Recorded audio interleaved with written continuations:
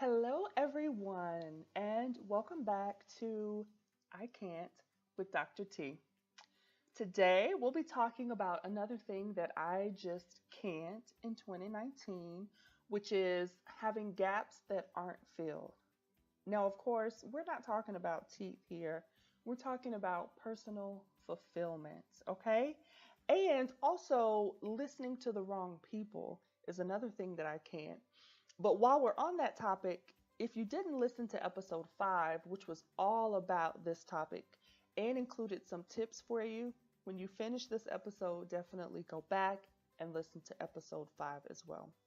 So later in today's episode, we'll go into a little bit more detail about what I mean by listening to the wrong people. So, this episode all about leveling up in your personal fulfillment. I'll be sharing some tips, of course, after we identify the problem at hand. So, today I am speaking to the women who have everything and yet still feel like something is missing. When I say you have everything, what I mean is you have your kids and grandkids and things are good. Or maybe you have a good job and a family. Maybe you and your partner are content with a nice home. And yet, you feel like there should be something more. But maybe you just don't know what that is. Now, this feeling of something missing is an uncomfortable feeling. It's hard to figure out because many times people will look at you and your life and they perceive it as perfect, or at least pretty close to perfect, right? And who wants to come across as complaining about a perfect life? I know I don't. So that can feel kind of uncomfortable for those of you women who may experience this. You know in your heart, in your gut, that something is missing, that there's something more meant for you. Maybe it's a different job. Maybe it's a new relationship. Maybe it's an entrepreneurial venture. Maybe it's a new place to call home.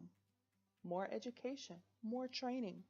Could be any number of things. And so, just to clarify, for you, this may not need to be an earth shattering change in your life, but it doesn't have to be earth shattering to be life altering. Did you catch that? It doesn't have to be earth shattering in order for it to be life altering for you. There could be something that is relatively small that needs to be changed or tweaked in your life, and that can have a lifetime of impact at the same time. I really think we make ourselves work a little bit too hard sometimes. My niece once told me, and my niece just had a birthday, so I tell her happy birthday. But one time she made this comment, and I reflect on it quite a bit because it was a joke, but it really can have an application for a lot of us. And she said, "Don't do the most, do the least." Right? Don't do the most, just do the least. And doggone it, sometimes that is so true. Those of us who are type A, who are intuitive, who are analytical types, we often do the most when we really don't need to. Also, as a woman of color, it can be easy to fall into the social trap that tries to convince us that we should be happy with what we have. Any of you ever felt that way? Even though it may not necessarily be what we want, we often get messages from the world or people around us that, hey, you have it pretty good. You should be happy with what you've got. So there are a variety of racial and gender constraints that contribute to that pressure to feel like you should be content and happy with what you have. And so we won't be delving into all of that deep stuff in this episode, maybe a later episode if there are some of you who are interested. Um, but also, religion can contribute to sometimes this hesitation or this sense that, maybe we're on the wrong track. Christianity admonishes us to be thankful and to live simply, right? And definitely nothing wrong with that if you believe in the good book, of course. However, I think we confuse the meaning of this sometimes. So, just having a job is not what the Lord expects for us, or wants for us, or hopes for us. He expects us to work within our purpose. If that job is just a job, even though it may be a good paying job, if it's not in line with your purpose, then it won't be as fulfilling as you'd like for it to be.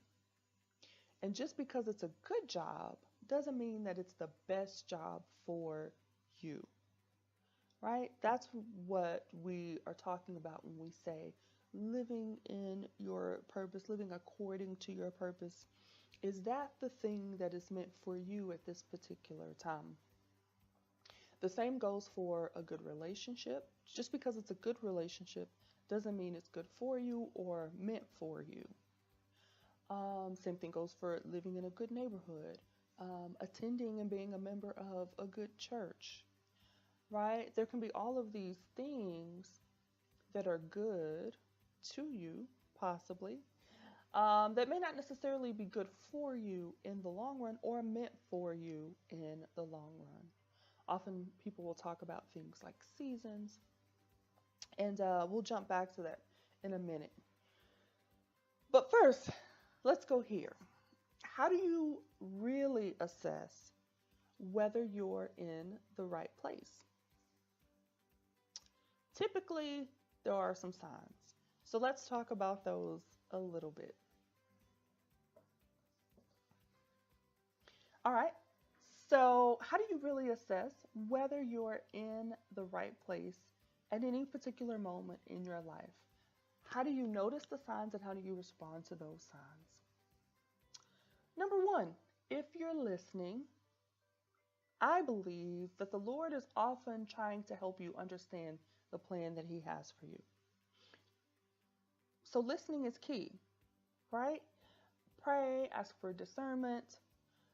Possibly, the Lord has already shared some signs and attempted to open some doors for you that maybe you've been ignoring or haven't really been paying attention to or haven't really responded to. But the signs are there, and maybe even previous messages are already there. So, doing a little bit of reflecting, listening, praying can be a great start. Number two, identify what's missing. Sounds very simple. If you miss this step, though, you'll be spinning your wheels, creating confusion, causing frustration for yourself. You have to know what gap you're filling before you try to fill it. Don't you find out what type of fuel goes into your vehicle before you pick a gas station and go fill up? Right? You've got to know what is needed, right? What the gap is so that you know what you need to fill in. So you've got to identify what's missing. Number three, you also have to be honest with yourself. I talk about this a lot because it is so, so, so important. You've got to ask yourself, am I just being greedy? Right? Because there may be a situation where you really should be content, but you're just, wanting more for no particular reason and wanting more that's not actually within your purpose, right? Do you just want more for the sake of wanting more, right? If that's the case, no, cut that out. Or do you truly, truly want better? Do you want to be more purposeful? Is your goal to be more intentional? Do you really want to create a better sense of alignment between your personal values and your goals. Right? So be honest with yourself. Ask yourself those questions. Because if you're not really looking to create better alignment, um, then perhaps you are going about it the wrong way or for the wrong reason. Number 4 goes back to what I mentioned a couple of minutes ago. Timing is important. What season are you in? Is the time right? Identify what you need to do to prepare, right? So that when the time is right, right? If the time isn't currently right, if it's not the current season for that, figure out what you need to do to get ready. So that when the time is right, you will be ready to elevate to that place that was meant for you. Preparation is key. Don't you get all of your ingredients together before you begin making your favorite dish or your holiday spread? All right, so organization is important, planning, timing, all of that is still very important if you're going to be successful in your leveling up process. Now, we talked about the sense of frustration and disappointment, but don't get overwhelmed here, right? Hopefully, because you can do this. You can do it. Shake off the haters who tell you that you have to be content and that you have to accept things that are subpar. Stop listening to the wrong people. I told you I'd come back to this. Again, episode 5 talks all about this and gives you some tips, but you've got to stop listening to the wrong people. Eagles don't take advice from pigeons. And has nothing to do with being better than the next person. This is about mindset and goals. Mindset and goals.